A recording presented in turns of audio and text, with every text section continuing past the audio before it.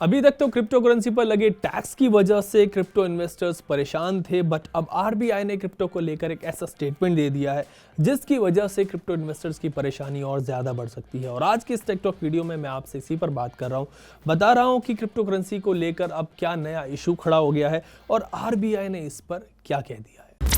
Actually India में crypto currencies का जो पूरा इशू है वो क्रिप्टो इन्वेस्टर्स के लिए एक पेंडुलम की तरह हो गया है, कभी इधर और कभी उधर। पहले कहा गया था कि क्रिप्टो पर कंप्लीट बैन लग सकता है, बट फिर बजट में इस पर टैक्स लगा दिया गया।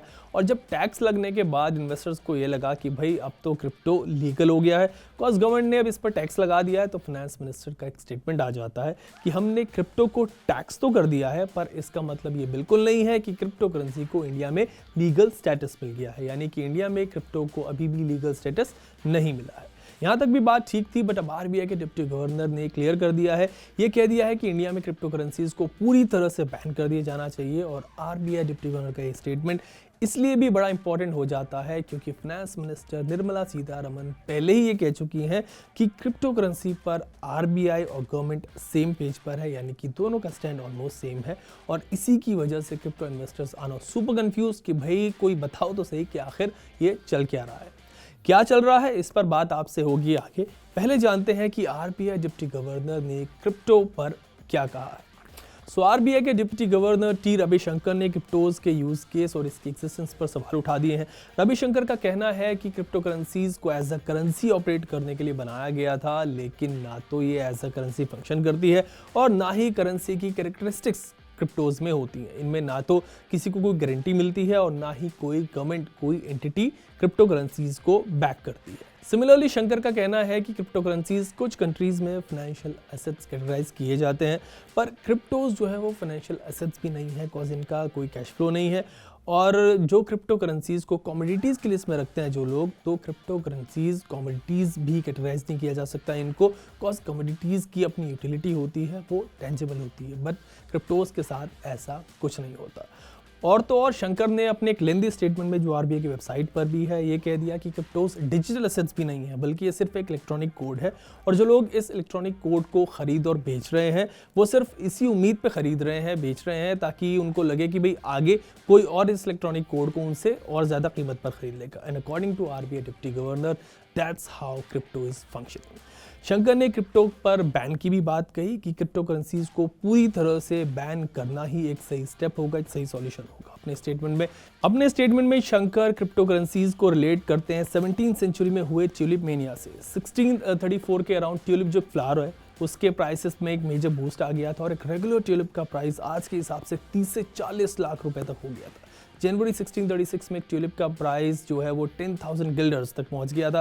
गिल्डर्स डच करेंसी थी, नीदरलैंड की करेंसी थी, और रफ एस्टिमेट के हिसाब से 10,000 गिल्डर्स आज के करीब 1 करोड़ रुपए होते। सो इमेजिन एक ट्यूलिप बल्ब का प्राइस 1 करोड़ रुपए हो गया था। और 3 साल के अंदर अंदर ये बबल जो है बर्स्ट हो गया था और इसमें लोग बैंकक्रप्ट हो गए थे। सो शंकर ने क्रिप्टो को ट्यूलिप मेनिया से रिलेट किया और कहा कि चाहे जितने भी रिटर्न्स लोगों को बिटकॉइन या फिर दूसरे क्रिप्टो करेंसीज में मिले हैं, ये सब बबल की ही तरह है and it has no value, just an electronic code है जिसकी ओनरशिप के लिए लोग एक दूसरे से खरीद रहे हैं, एक दूसरे से ट्रांजैक्शंस कर रहे हैं। शंकर ने क्रिप्टोज को पॉन्जी स्कीम से भी लिंक किया और कहा कि एक पॉन्जी स्कीम से भी बुरा कॉन्सेप्ट है और इसीलिए इसको किसी भी फाइनेंशियल सिस्टम से दूर रखा जाए और इस पर बैन लगा देना ही एक बेहतर ऑप्शन होगा। अपने हार्ड हिटिंग स्टेटमेंट में डिप्टी गवर्नर ने यह भी कहा कि क्रिप्टोज में कॉन्सेंट्रेटेड ओनरशिप देखने को मिलते हैं, यानी कि कुछ लोग एक major portion of cryptos own करते हैं जो उसको मैनिपुलेट कर सकते हैं। अकॉर्डिंग टू डेटा, सिर्फ 100 क्रिप्टो अकाउंट्स के पास 13% ऑफ टोटल बिटकॉइंस है जिनको क्रिप्टो वेल कहा जाता है और यहाँ पर मैनिपुलेशन की जा सकती है, काफ़ी ज़्यादा चांसेस मैनिपुलेशंस के होते हैं।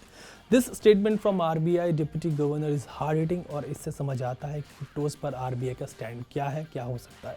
वैसे रविशंकर ने जो क्रिप्टोज को ट्यूलिप मेनिया से रिलेट किया, ये वही बात है जो आरबीआई गवर्नर शक्तिकांत दास पहले ही कह चुके हैं।